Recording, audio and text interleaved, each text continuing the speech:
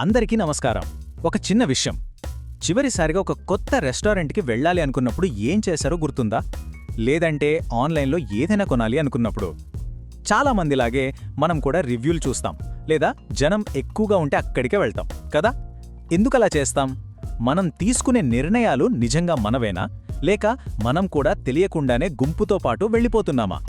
ఈరోజు మనం దీని గురించి సరదాగా మాట్లాడుకుందాం. ఒక్క క్షణం ఆలోచిద్దామా? మనం రోజు ఎన్నో నిర్ణయాలు తీసుకుంటూ ఉంటాం, ఉదయం లేచిన దగ్గర్నుంచి రాత్రి పడుకునేంతవరకు. కానీ ఆ నిర్ణయాల వెనకాల ఉన్నది మన సొంత ఆలోచనేనా? చూడ్డానికిది చాలా చిన్న ప్రశ్నలా అనిపించొచ్చు, కానీ చాలా చాలా ఆసక్తికరమైనది. రండి, ఈ చిన్న పజిల్కు సమాధానమేంటో కలిసి చూద్దాం.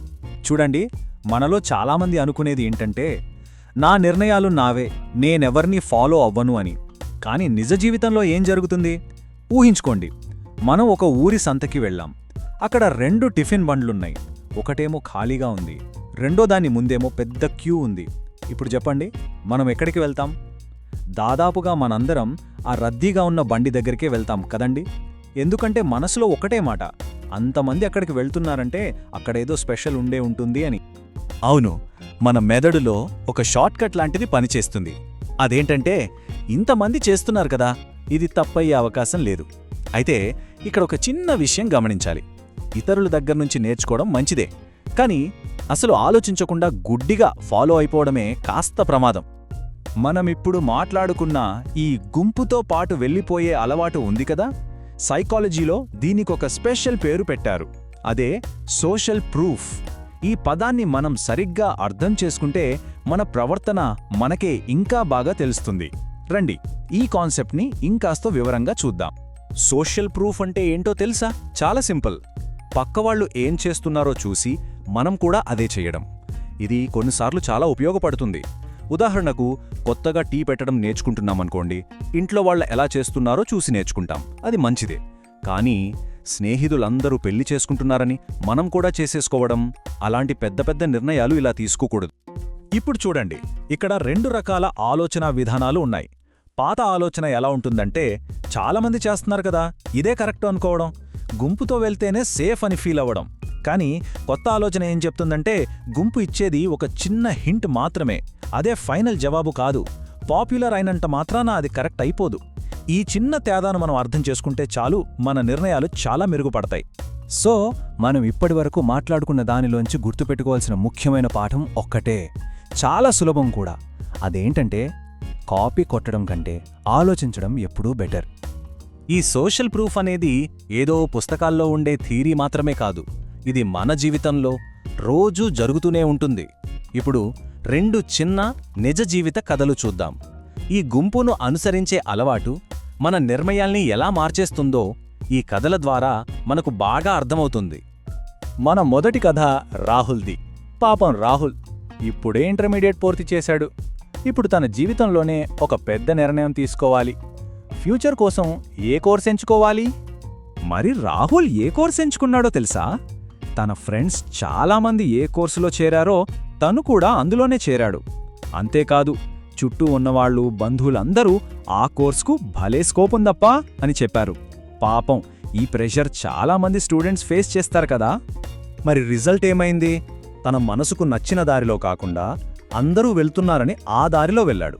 దానివల్ల చివరికి అతనికి ఆ చదువు మీద ఇంట్రెస్ట్ పోయింది, ముందుకు వెళ్ళడానికి మోటివేషన్ కూడా లేకుండా పోయింది.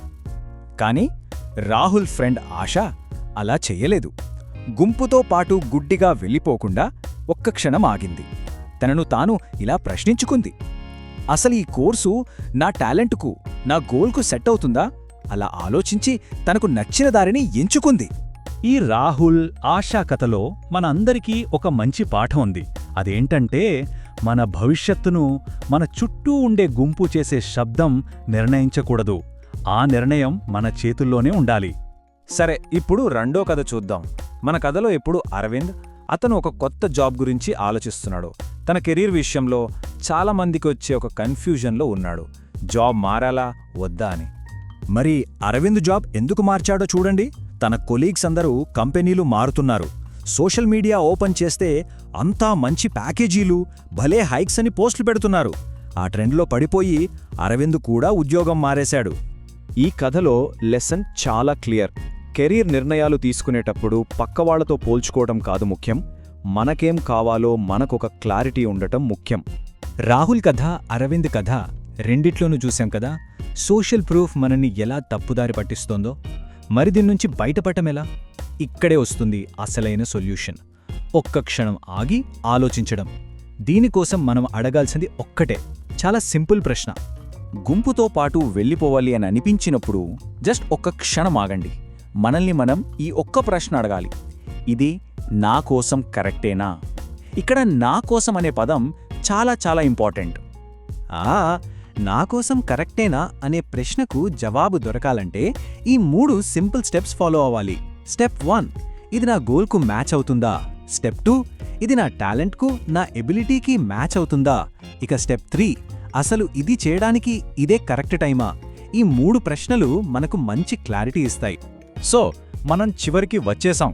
ఈరోజు మనం సోషల్ ప్రూఫ్ అంటే ఏంటో తెలుసుకున్నాం, దాన్ని దాటుకుని ముందుకు ఎలా వెళ్లాలో కూడా చూసాం. మన సొంత దారిని మనమెంచుకునే ప్రయాణంలో ఇదొక మంచి సంతోషకరమైన అడుగు. దుర్గా సార్ చెప్పిన ఒక అద్భుతమైన మాట ఉంది, గుంపులు శబ్దాన్ని సృష్టిస్తాయి, వివేకానికి నిశ్శబ్దం అవసరం. ఆహా, ఎంత నిజమో కదా ఈ మాట. ఆ చుట్టూ ఉన్న గందరగోళం నుంచి బయటకొచ్చి ఒక్క క్షణం ప్రశాంతంగా ఆలోచిస్తే అప్పుడే మనకు సరైన దారి కనిపిస్తుంది. ఈ రోజు నుంచి మనందరం ఈ కొత్త ఆలోచనా విధానాన్ని మనసులో పెట్టుకుందాం. నేను ఇతరులను గమనిస్తాను, కానీ నా నిర్ణయం నేనే తీసుకుంటాను. నేను స్వతంత్రంగా ఆలోచిస్తాను, తెలివిగా ఎంచుకుంటాను. ఇప్పుడు గుర్తుంచుకోండి ఫ్రెండ్స్, రోజూ మనం నేర్చుకునే ఇలాంటి చిన్న చిన్న విషయాలే ఒకరోజు మనల్ని పెద్ద విజయాల వైపు నడిపిస్తాయి. Thank you.